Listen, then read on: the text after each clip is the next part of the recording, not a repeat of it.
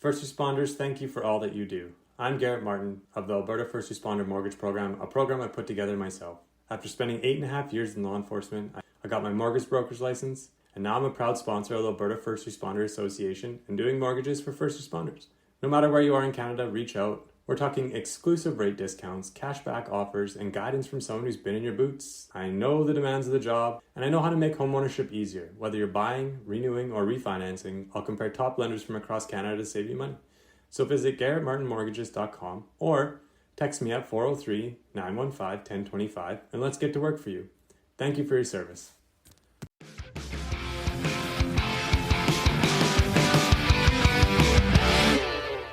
Sirens, Slammers, and Service, a podcast for female first responders by female first responders. My name is Nikki Cloutier, and I will be your host. As a former correctional officer in Alberta for almost 2 decades and the founder of Blue Line Fitness Testing, which provides law enforcement fitness testing and first responder wellness workshops, I started this podcast as a way for female first responders to share the trials, tribulations, and triumphs of their daily work. I want to showcase the unique perspectives, skill sets, and personalities that women bring to a first responder career and share their stories. So get ready to laugh your ass off, learn a whole bunch, and be inspired by some pretty badass women. Let's go. Welcome back, guys. Season 10, and it's just getting hotter as I am joined by even more rad, badass women. Today, I am joined by Alexandria Dorner. She has been an AHS peace officer for 4 years. She's done dispatch for the last 3 to 4 years in multiple different places. And she's also taken on a community peace officer role now. She's been in Lloydminster for 6 months. And we met way back in the early days of Blue Line when we were just getting started. She was one of our first people to come through the door, run her pair with us, train with us, get that pair certificate, and then take off running. She's also one of my favorite humans because if you've ever been to Blue Line, you might have seen Alex with us, running timing for us, cheering people on, loudly motivating, which I enjoy, and just an awesome presence around the whole entire place. So without further ado, welcome. How are you? I'm good. Thanks for having me. I'm very excited to have you. I've wanted this one for a while, and you've just been going through so much change in the last 6 months, moving, new job, training, like all the things that come with that. So it's taken us a while to get our shit together, but here we are today, minus tech issues. We had some tech issues, and now we're good to go. So we're ready to rock. So again, I know how you got into this. I know where you came from, and I know how fucking hard you have worked to get to where you are. But I want you to tell the listeners. So how did this come to be? Why did you come into law enforcement, and what's it look like for you? Yeah, no, I get those questions too when I'm volunteering with you and Nikki. So now I get to share it to the world or any listener that you have. So I began just idolizing RCMP uniforms in Lloyd. I grew up in Lloyd. When you're growing up, you see little different patterns and things. So I really idolized the females in the uniform in Lloyd, and I lived next to a couple RCMP. They were in the K9 unit, so they had the big dogs. So I got to see them pretty much every time growing up in Lloyd, and just got my mind, idolizing them. So after I graduated in Lloydminster, my parents were really more of like, you got to get that degree, you got to go to university. So I went to university. I studied multiple things, and you look at stats, you look at, males and females in uniform, and you just like, it's getting better in the world of getting a lot of females in law enforcement, but I wanted to be a number, and I like helping people in the community. So I wanted to do something in emergency services, and law enforcement just gravitated towards me. So then after graduation, I needed to get experience. I first applied with AHS. Unfortunately, I got denied. I didn't get offered the job. But however, I don't like hearing no. I don't like hearing that word, but I also have to learn from it and ask the interviewers or ask people what I can do to advance. So I did ask the feedback of my interview. And I remember this specifically because this peace officer said, you got the education, you got the morale, you just have to get more used to experiences talking with like vulnerable populations, you know, getting experience with the drugs and addiction. So I got my experience with George Spady Society as a crisis intervention worker. And then I applied again, and they said, you know what, let's get your pair. And I've never really heard of the pair. In university, I was all go for studies. And then it's like, whoa, fitness journey, here we go. So that's when I met you, and we were gung ho, like training with Phil every day, going to the gym every day, getting my pair. And then I did my AHS interview, and then I passed and it became an AHS peace officer. So that's how I kind of started to getting into it, because my ultimate goal is to be a police officer. I just took the longer path to get more experience before going into policing.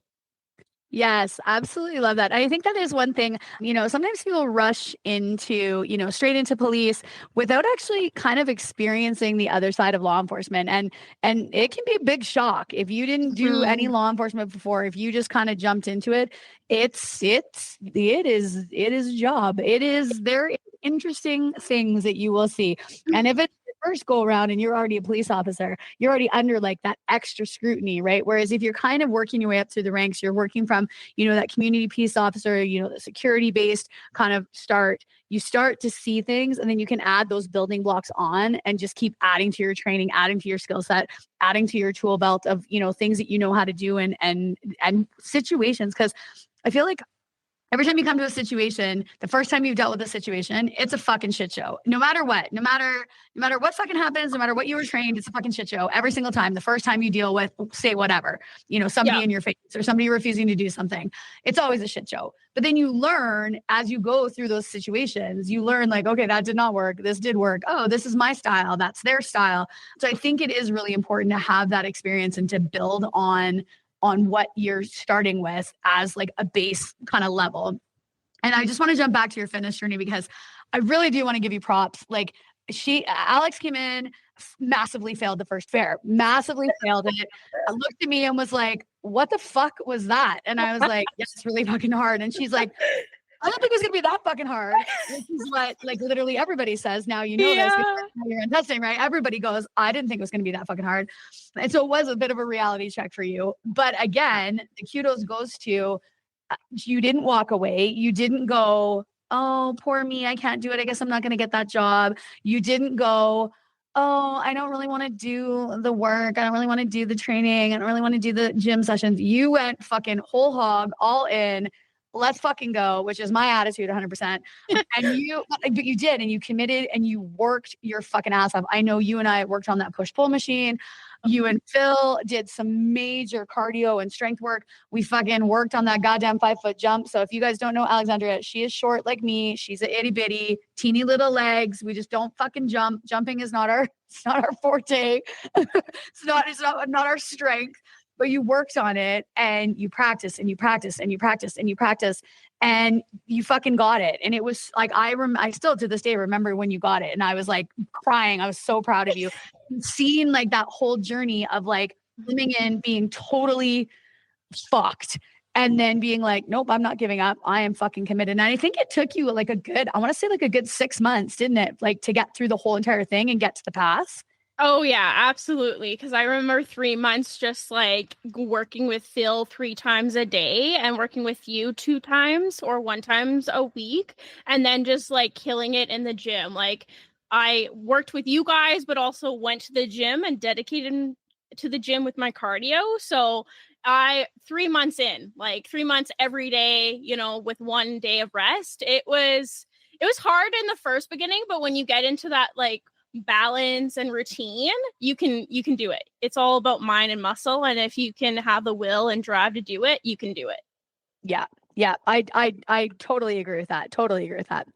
Okay, and so then AHS peace officer. So let's break that down. Then we'll jump onto dispatch, and then we'll jump onto community peace officer. So what did it look like for training for you? What, like, you know, because I know that's kind of where you started. So it would be like from the ground level, don't know anything, going into this training. So what did that look like for you?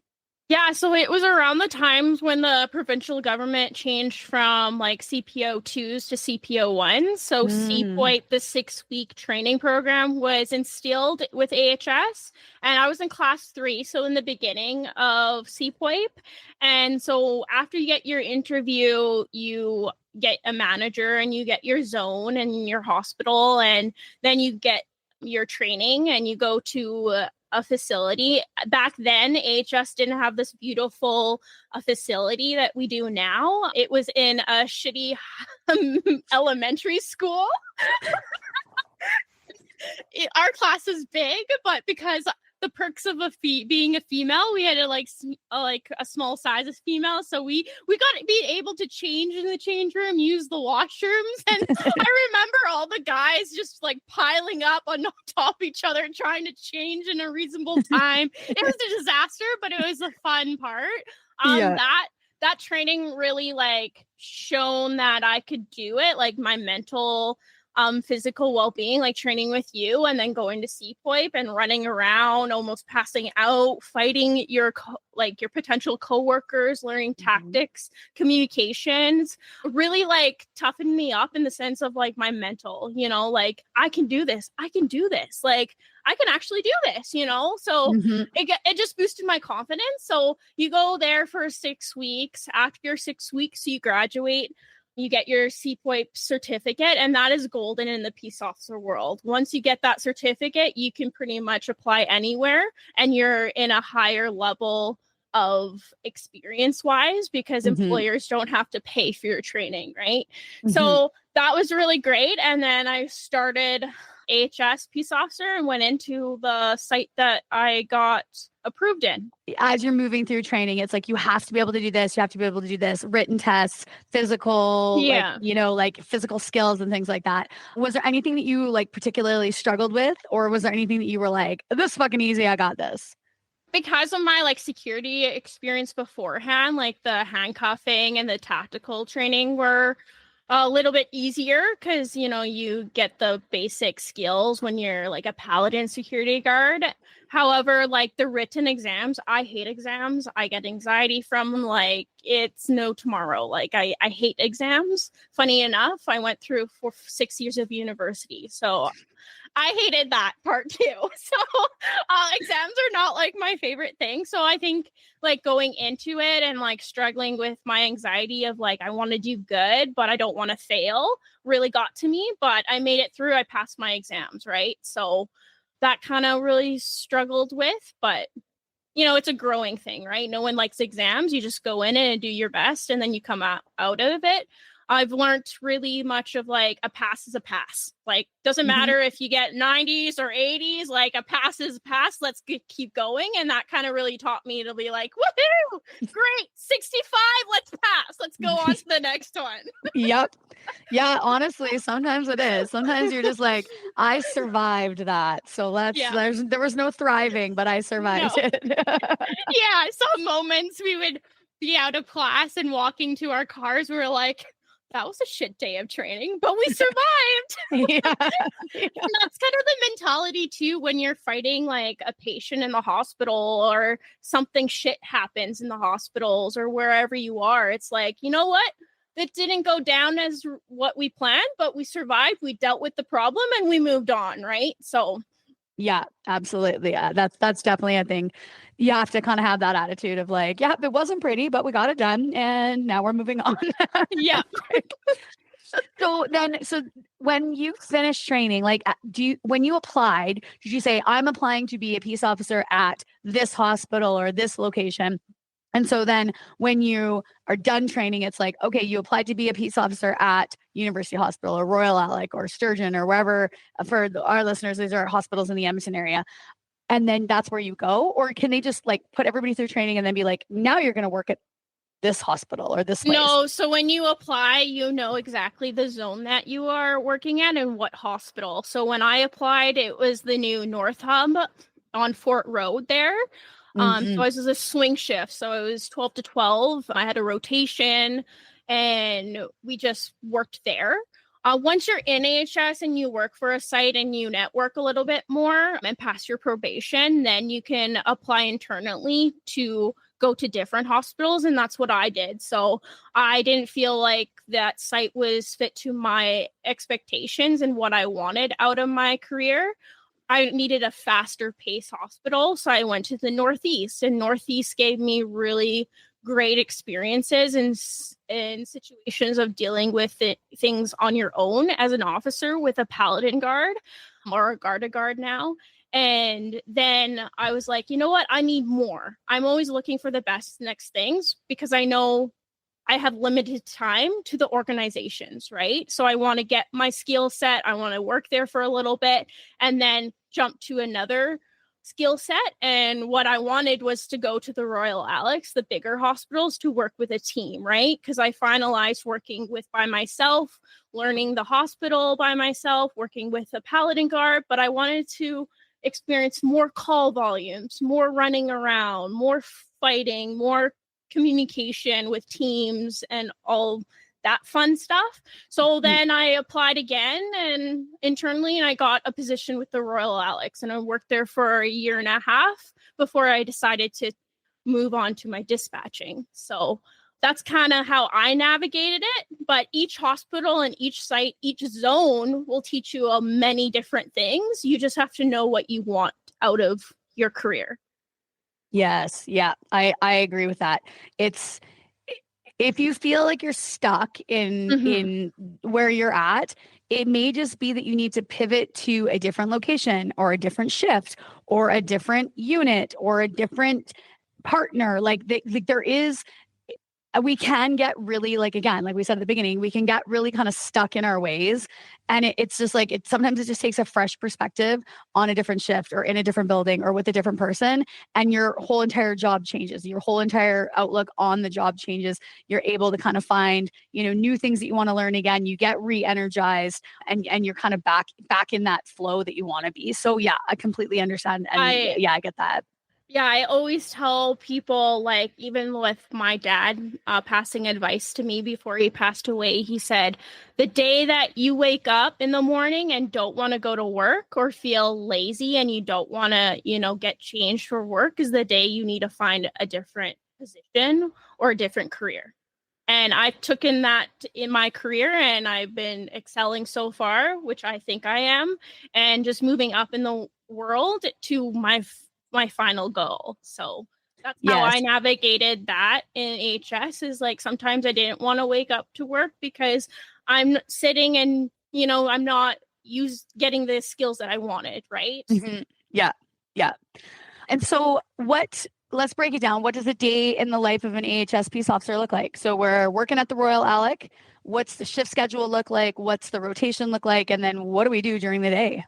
Yeah, so it's with AHS, it's 4 on, 4 off. Every 2 weeks, you switch from days to nights or nights to days.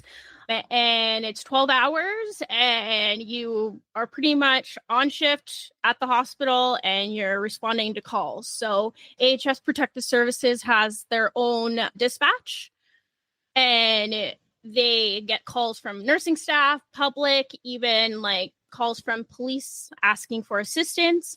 They dispatch it down to us and we respond to calls. So it could be a very slow day of doing unlocks or escorts or, helping a nursing staff find a room or a public member, right? Mm-hmm. And then it could be really fast where days you're not even reaching out for a granola bar or a lunch or sit down with your team. It's like a go, go, go situation of like, stat calls, we called them, and it's like first response. You're running to that location because someone is hurting, someone is in harm, there's safety issues, so you're running to a patient's room because they possibly could have a knife. They're yelling at staff, making them feel uncomfortable, right? So we get stat calls a lot, especially in the bigger hospitals, and you're just going, right?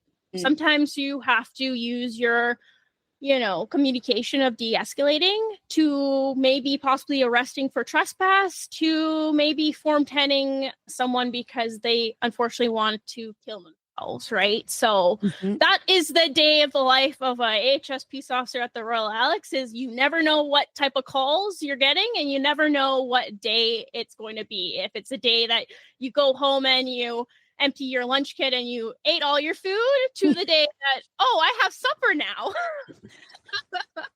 Because I didn't eat a fucking thing all day. Yes. That is hilarious. So I do love it though, because I know exactly what you're talking about when you just go. And then there's the paperwork, right? Because it's not just just going to the calls. It's like going to the calls is like half of it. The other half is doing all the paperwork, all the documentation. And while you're partway through the documentation, the next call goes off, and then you're off on that one, still trying to remember what do I need to write for the first one, and then the next one comes to the next one, and you're just like, for fuck's sakes, give me 5 fucking minutes, god damn it, people. Exactly. And sometimes like your team is short too, right? So it could be only 3 peace officers to the whole hospital and running to calls, to you have a team of 6 peace officers and you're sharing calls, so you're able to assist everyone, right? So not everyone's writing the full report, right? So yes, it's a gong show sometimes, but to me it's worth it, right? To get that experience, and if you love it, you love going to work. Yes. Yeah, totally. Did you find, and I know this is kind of like a silly question because you just said you never know, but did you find night shifts were busier than day shifts? It really depends on the day. Like I found that weekends were tend to be more calls on the weekends at nights, especially at the end of the month. And then really like it's an unknown situation, but that's what I found is like nights, weekends were more of a higher call volume. But I also days were the most busiest in terms of people in the hospital sometimes, because that's when your clinics are open, right? That's where outpatient is open. And so it really depends on the hospital, but I found that more volume of people days, more calls potentially on the weekends and nights. Yes. Yeah. Okay. And then the other big question that everybody gets asked as a peace officer is, what is on your belt? What tools do you actually have? Because I know that there is one for sure that AHS does not have, which is a bone of contention. But what do you have? Let's talk about what you do have on your belt. And then we talk about what we don't have on the belt. So with AHS, we have a baton on our belt, or handcuffs. We have like some people have scissors on our belt in case we have to like cut a shirt or whatnot. I brought my belt today. And that's pretty much it. Like we don't have pepper spray. We don't have tasers. We don't have a firearm. So pretty much when we're going in situations for like intermediate weapons, we have a baton and that's it. And you're and the chances of pulling the baton are like slim to none. It really depends on the officer, right? It's officer discretion. Like I, knock on wood, I haven't pulled out my baton and used it on someone, but I have pulled it out and put it behind me in interview stance, just because I was in a situation of someone coming towards me and I had to use my verbals, and just in case of, especially at nighttime, like I had those factors to pull it out. However, I've never used it on anyone. I know some officers will pull it out if, fighting someone if they needed to, depending on the circumstances of the situation. But it's I would say very rarely to see that happen, but you never know. Yeah. No, it's good. And then do you guys have a protective vest on as well? Yes, we have our vest. Usually we have our phone and our notebook inside our vest. And that's pretty much it. Yeah, it is. It's a big question because people think like, oh, you've got like, the Batman belt. No, we don't. We don't. We have, as we used to say in the jail, we have thunder right arm and lightning left arm, and then our mouths to make people stop and listen and do what we need them to do. Because like I said, when I started in corrections, we had nothing. Like you had nothing on your belt. You just had this leather belt that held your pants up. We didn't have cuffs. We didn't have shackles. We didn't have spray. We didn't have corrections. We didn't carry batons. Like you had nothing on your belt. Maybe a flashlight if you're one of the super cool guys with the click as you're doing night shift with your fucking flashlight. Yeah. But like literally nothing. And people are like, what do you mean? Like you're out on this unit with like 48 guys and you have nothing? And I'm like, no, just little old me gonna talk this fucker down. Yeah, exactly. Like we carry flashlights, especially at nighttime, like patrolling the area, but I haven't really used my flashlight only once, and that was outside of the hospital in the street while I was writing a ticket. That's it. So like it's a hit and miss. It's a hit and miss, right? Because the hospital has lights. But now, because now I'm a peace officer with City of Lloydminster, I've used my flashlight multiple times. So yes. Okay, that is a great segue. So we did 4 years as an HSP. Are you still casual with them or no? I do pick up shifts when I'm available. I do like picking up and helping them, especially for the offsite escorts or if they're extremely short. So yeah, I am still a casual. I'm thinking of maybe putting in my resignation maybe at the end of the year just to get someone else coming on that can fully commit. But right now, I just help out whenever I can. Okay, and then from there, as an AHS peace officer, you weren't busy enough working all the time. You said, you know what? I remember having this conversation with you, and I remember looking at you and being like, I don't necessarily think this is the greatest idea for you, but okay, if you are set on it, you are set on it. And I do like it because you did it because you wanted to learn the skill set. You did it because you were like, there's things in dispatch that they do that I need to know. And so I want to do it and I want to learn it. And so you put your mind to it. You got in there and you did it. And so you started with AHS dispatch, and then we went to RCMP dispatch. And then where else did you go? Oh, sheriffs. Didn't you go sheriff's dispatch too? So I actually, with my AHS career, I actually started in dispatch. So I got onto dispatch first before being a peace officer and worked there for a year. And then I internally applied to peace officer and I got the position. And then that's when started my peace officer. After my peace officer, I dropped down to casual because I was having a lot of personal, family situations going on. And when you work at the Royal Alex, especially in a bigger hospital, you get run down and you need to take care of your mental health. So I needed to step back. And I was also in the process of RCMP. And that's when we had the conversation of like, no, I get an opportunity to go to full-time dispatch, get my security clearance, work there, learn the 10 codes there, the situations, hearing them, helping people. But then it will also help me going to policing if I get into depot, right? So that's when I was like, I need a change. I need to protect my mental health too. I'm kind of done running around with the hospitals right now. Let's take a step back. And that's when I changed. So, yeah. And so what are the skills that you're learning dispatch? I know you said like 10 codes and the paperwork and things like that, but are you juggling? Do you feel like you were juggling more in dispatch or more as a peace officer?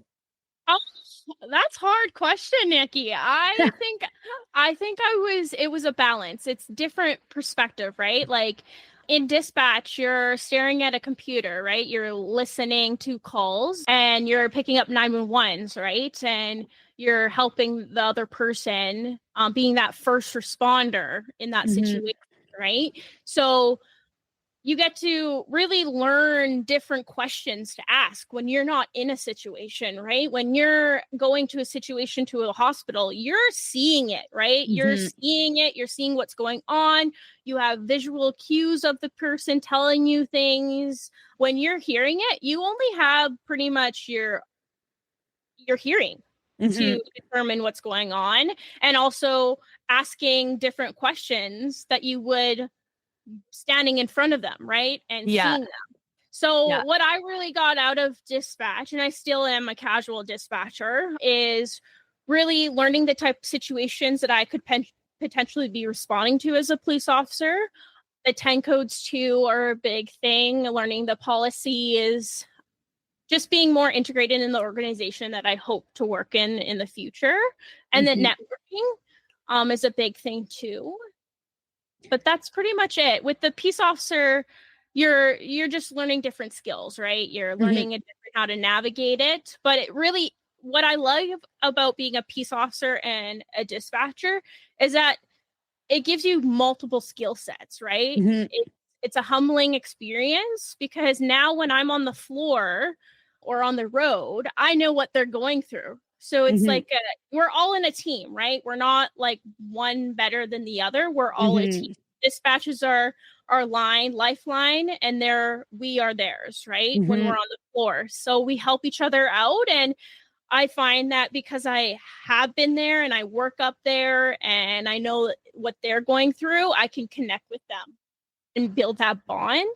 Some officers have not even sat down with dispatching, and if they have this misconceptions of what's going on. And I always encourage them, like, go up there, learn their job, because they don't know what we do down here. So let's bridge that gap, right? Yeah. I agree with that. I was always the one that was like, let me go see what these other people are doing, because if I know what they're doing, then it gives me an extra tool. Cause then I'm like, hey, I know exactly what I need to ask or exactly what not to ask. Or, I know exactly who, like you said, the networking is key in this business. I know who I need to go talk to or who I need to ask that question to. So I totally agree with that. And then the fact that you had, not only do you now have, like, say, the physical skills, meaning, searching, the, restraint, all that stuff.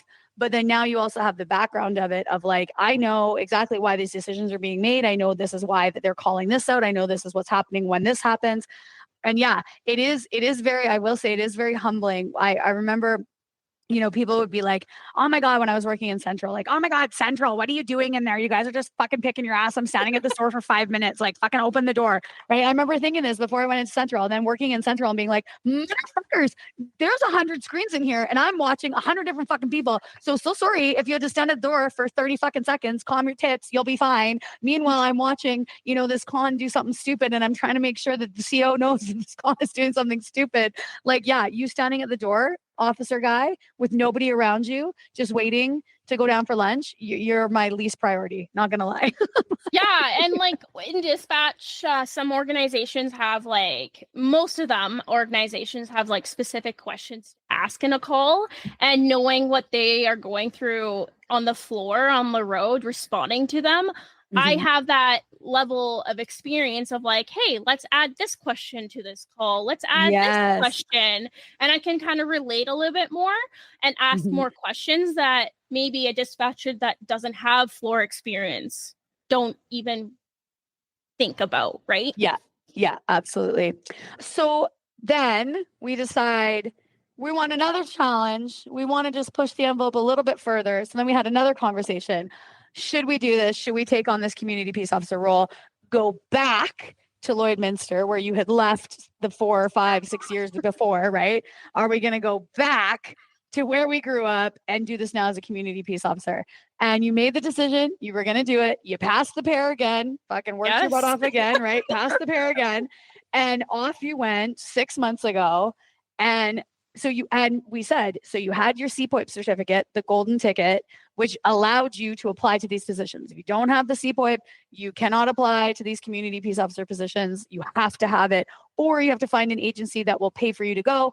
99% of them are not going to pay the $10,000 it's going to cost for you to go to CPOIP. So getting the CPOIP certificate is key.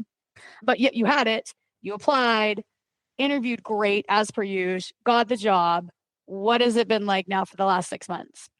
It is a different level that I've never experienced.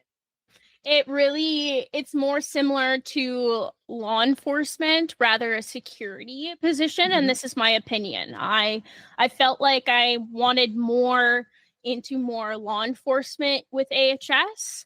And because AHS was more niche, right? You're doing the same situations, but maybe different people. You're stuck in a facility. It's very niche. And with community policing, it's broad. There's so many aspects to it, right? And my goal is policing, right? So the community peace officer really sets me up for policing, and I can feel like it. Like, I feel like a law enforcement officer. I feel those challenges of like, oh wait, I gotta focus on the community. Is this actually like worth the ticketing here? You know, and I know it's legal, but would a warning still be Suffice? Suffice with ticketing? Now I'm like networking with other people, and it's strange feeling to go back to your hometown and growing up, right? Because now you have to, like when you pull over someone on the road and it's like, I know this person. Well, now you have to justify your actions. Like, okay, if you ticket or you don't, it's more accountability on officers, I really believe. And not only that, Lloyd's a border city. So I'm doing Alberta and Saskatchewan, and I'm learning different provinces, right? So that's a challenge too. I was gonna say, didn't pick an easy place to go where it's just Alberta. No, she's like, you know what? Again, I'm gonna go whole hog. I'm gonna learn Alberta and Saskatchewan law, and now enforce it on both sides in the same day. Like, because like again, like you're patrolling through town, and so you might ticket one on the Alberta side, and then ticket another on the Saskatchewan side, different paperwork, different tickets, different systems, like, yeah. And so because I know we talked about it a little bit. You did have to do some upgrading on your training or some like additional training in order to move over beyond CPOIP. So what did you have to do? So I just finished EVOC, so the emergency response. So it allows me to use my lights and sirens to a call. And that was really fun, driving the PC with lights and sirens in this course day and night. And it was really good.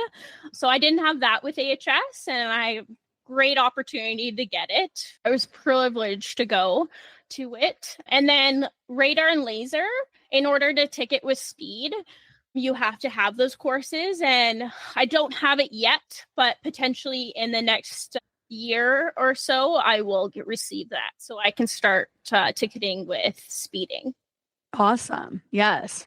And then, of course, all the skill sets that you learn, your de-escalation, your verbal judo, all that stuff just transfers across, and it just becomes now, like you said, reading the situation slightly differently, because now you're in the community. Now you're dealing with, like I said, should this be a warning? Should this be a ticket?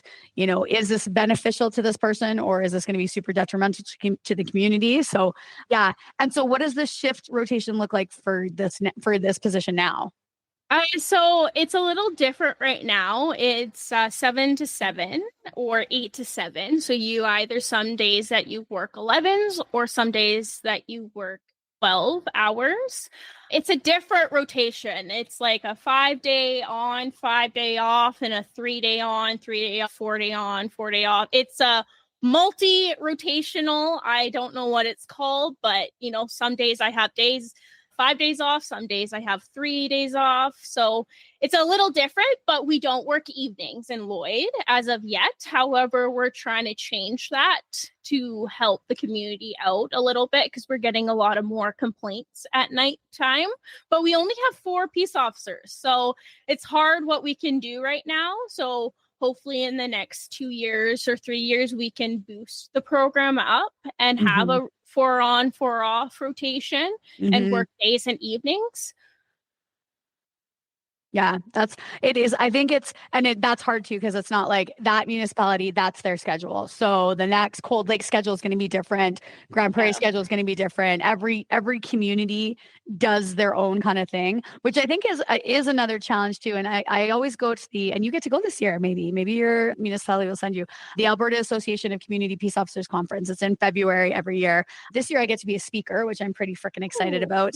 Yeah. And we're always there for the trade show, set up the Blue Line booth and stuff like that. But talking to all those staff that go is, that's their opportunity to talk amongst the municipalities, because some of them, they're the only one. Barhead, they're the only one, right? Like, I'm trying to think where Justin works. He's the only one, right? Like, and so it's like, oh, you guys get to do this. Oh, we don't get to do this. Oh, that's your schedule. Oh, I like this. Or you can do this. Oh, we can't do this.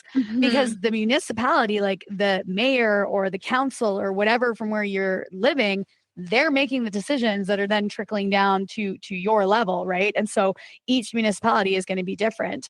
But there is, and then that also can breed a little bit of resentment, because, well, this municipality lets you do this or has this schedule.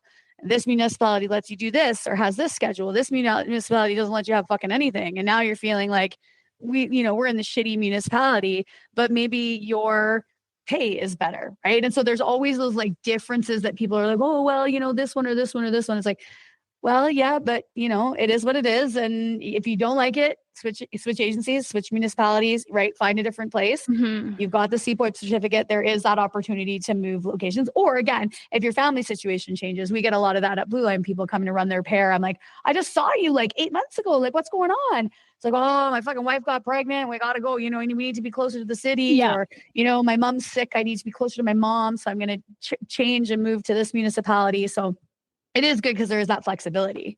No, definitely. Are you like, because I can see on your face, and our listeners can't see you, but I can see how like excited you are and how pumped up you are and how like lit up you are about this. Is there anything that kind of on the flip side that you were like, oh, like I didn't expect that, or I didn't know that would be part of this, or I didn't know maybe that would be something I would have to do, and I don't really love that part of the job? I think like learning what challenging about community and municipal enforcement now is learning my authorities, like just learning and knowing my authorities on demand, because in the hospitals, when you're AHS peace officer, you know what trespassing is, when to arrest, you know when to write a smoking ticket if you're going to do that, right? It's just like ingrained in you.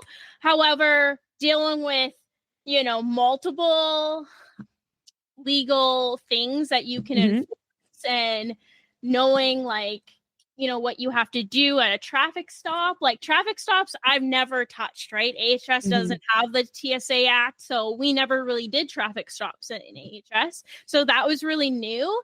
And it's exciting because it's like, now I have this authority, but wait, you have to kind of calm down a little bit here, because you have to learn the legal side, but you also have to learn the court side too. It's not just what you see at traffic stops. It's more of like the court side. I'm like, okay, now I have to have my ducks in a row, my notes in order, because there's no one really looking at that other than the courts, right? So you have a lot more accountability of your actions and more legal standpoint, that I was like, whoa, there's more that meets the eye, basically, right? Because when we're standing, I remember us even talking with my team when I was full-time at the ALEC. It's like we were thinking about, what? Let's go into policing. Let's get into more traffic stops. Like we need more experience, right? But then when I went actually and did it, I'm like, whoa, there's more that I've never expected, right? Yeah. So it's great to see like the experience that I'm getting and what I'm learning for the potential of hopes to be a police officer, because like there's one aspect for policing is like your 911 calls, your heavy calls that you go to, right? More weapons on your belt, but also peace officers and police officers in the TSA Act are same level, except when you're dealing with alcohol. Yeah. So just like that enforcement in general, it's like, I can do that and he can do that. It's mind-boggling to me. Yeah. There is that overlap. And again, like I don't want to dive into the Alberta Police Force, fucking wade into that shit show conversation, but there are things there are things that peace officers can do that would take the load off the RCMP and make it easier for them to do other things that they should be doing that they don't have the manpower to do right now, because they're tied up with piddly little fucking shit that trained peace officers could deal with. Oh yeah. But like, then the other side of it is like, there's also things that you can't deal with alcohol. You're on your own. Your response is definitely not as fast as the RCMP's is if it goes fucking south and you're on a range road by yourself and a gun gets pulled on you, or they flee, or they fucking want to fight because they're pissed off you're giving them a ticket, right? Like, so there is that side of things too that I think, we have to be cognizant of when we're doing these things, when taking the traffic stops and things like that, and then just safety on the highway too, right? Like, I mean, people are fucking idiots. They drive like fucking retards. So there's also that. No, I do agree, and that's where municipalities come in, right? And our authorities, like one municipality peace officer might not have the same authority than I am, right? And that's where the policies, procedures of your program and of your municipality steps in. So I like, not to get into like we're getting into, but just like the whole police officers in Alberta can do more and should do more, and I hope in the future we can. Yeah, totally. Okay, so we have covered like a ton of stuff here, like 3 totally different careers we've covered. You've done them all. You've excelled at all of them. I absolutely love it. Like I said, I always, whenever you send me a text, I need to talk to you. I'm like, ooh, what is the new adventure that we are going to go on today? And then sometimes it's just like, oh, what do you think about this? Or, oh, what do you think about that? And then sometimes it's like a mind-blowing, life-altering decision. And I'm like, okay, yes, let's have this big conversation. So I do love it. But so I want to kind of wrap up, because I could talk to you for hours. I miss you because now you don't live with it, and live in Edmonton. You come back quite frequently, but you're busy, so I don't see you as often. But so, okay, number one wrap up question I always ask, rapid fire. These are my favorite. What is your favorite food or snack while you are on shift? I love an apple and caramel. I get those caramel packets and cut up apple, and I love it. It's like a quick, healthy treat, and I love it. I also have granola bar too. Yes. Yep. That's good. So you get like the soft caramel, like it's like caramel sauce. Oh, yeah. Okay, it's like in those packages, they're little round with the green tops, and it's like soft caramel. And I cut my apple and I just dip apple slices in them. Yes, that does sound delicious. Actually, I would go for that. That would be like at nights you're craving, like I love sweets. I love candy, and I try to avoid it sometimes, but you get the urge on night shifts, and you want to eat all the candy in the world, so it's a little healthy treat. yeah, that is good. A little column A, a little column B. Perfect. Balance. Okay. Next one would be, over the last 6 months, what has been the craziest call or thing that you've had to deal with? I would say in training. So with the city of Lloydminster, because they knew I was like a new CPO into the environment, they did a mock traffic stop with like an agitated, uncooperative person. And that was the most awkward, weird moment of my life, because I was roadside arresting this person, and I know how to arrest because you do many arrests with AHS, but it's just like my mind fucked with me a little bit, because I'm like, okay, this is weird. I'm like searching on top of a car with him, like I'm doing like on roadside, I'm arresting this, I'm reading rights, like I'm no near building, but it turned out to be a cop. So it was just like a mock like traffic stop, and my TO was just like trying to not to laugh, and I took it real. And he was just being like uncooperative, yelling at me like, you don't know your authorities, and I just took it all the way to arrest, and like, and when I was searching his wallet, I found his cop badge in it, but they did it because they didn't want me to be in a situation by myself, right? And like I passed this scenario, but it was just like they didn't know how I would react to in that situation, because I've never been in that situation roadside before, right? But yeah, that was a really like awakening moment, because I'm like, I handled myself really well, but it was just like more of my mind and my body, like, wow, I'm doing this roadside. I have no backup. This is a weird feeling. Totally. Well, and like, because scenario training, who is the absolute worst fucking role players in the world?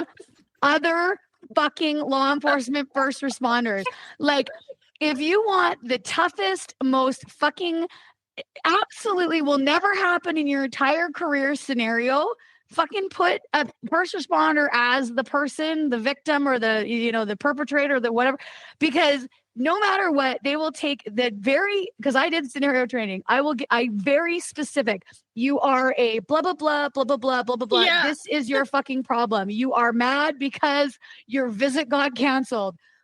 all of a sudden the scenario has blown up and he's standing on the table, starting a fucking riot on the unit. And I'm like, what the fuck are you doing? That's the scenario. The scenario was that you were mad that your visit got canceled. What the fuck are you doing? So that really set me up too. And you get your uncooperative people when you pull over people. Mm-hmm. So like after that, just like holding my ground of like, yeah, you can be disappointed that you got the ticket. You know, I'm not going to apologize, but here's your ticket. This right here is not working out, arguing roadside. You have a right to fight me in court. We can do it there, right? So just learning how to more like turn down things during a traffic stop really was like my ultimate challenge, and it is still a challenge today, right? Yeah, that's good. Well, and it'll get better every single time you do it, right? The more you do it, the more practice you get. Yeah. Absolutely. Yeah. Okay. What is your favorite piece of equipment that you get to use? I would say having my own patrol car and driving it anytime I want. I love that. The only difference from Lloyd and AHS is that we get to carry pepper spray in Lloyd, and that's the pretty much add-on to our uniform in Lloyd. Mm-hmm. So really the piece of equipment would be my patrol car because I actually get to drive around.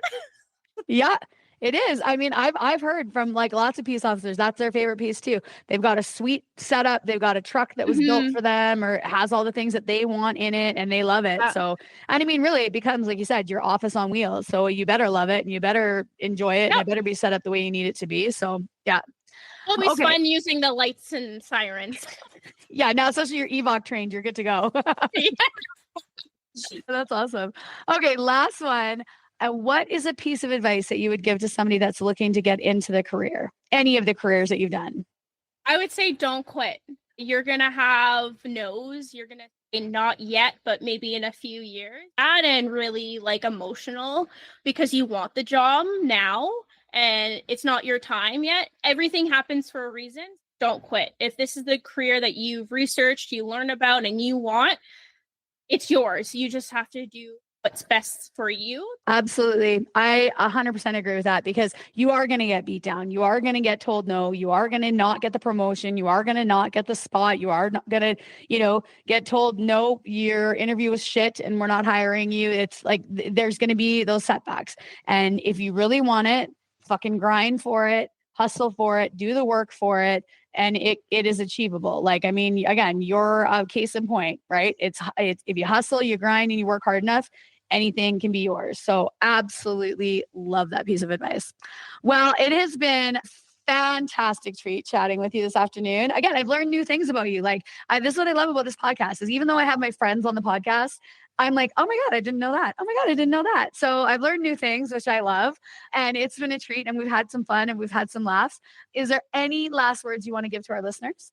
Oh, no, I'm good. I think I've touched on it. Honestly, I love helping people get into the career or sharing my knowledge. So if you want to talk with me, go out for coffee or whatnot, definitely text Nikki or email Nikki and Nikki can give me my number to you and we can go out for coffee or chat, even work out. I love working out with people. So yes. Nothing like a gym date, baby. Yes. Awesome. All right. Well, you go enjoy the rest of your day. Enjoy the rest of your days off. And I will hopefully see you in person soon at Blue Line one day. Absolutely. Thank you, Nikki.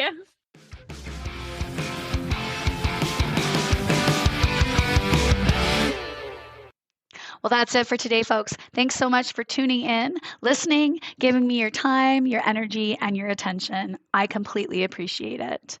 Make sure you check out our next episode with another badass female first responder anywhere you get your favorite podcasts. And follow us on Instagram and Facebook at bluelinefitnesstesting.com.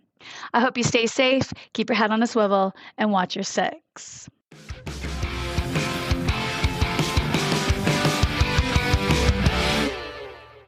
Blue Line Fitness Testing is a premier law enforcement fitness testing and training center based in Edmonton. Specializing in helping individuals prepare for the physical demands of a career in law enforcement, we offer comprehensive fitness evaluations, specialized training programs, and classes tailored to meet the unique needs of our clients. Our facility hosts a range of classes and are committed to fostering a supportive and empowering environment where clients can achieve their fitness goals.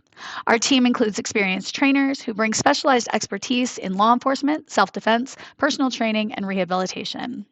We engage through our community through challenges, events, and our podcast, and we are dedicated to helping individuals succeed in their fitness journeys and career aspirations in law enforcement. Are you looking to get started with your career? Come see Blue Line Fitness Testing, and we'll get you there.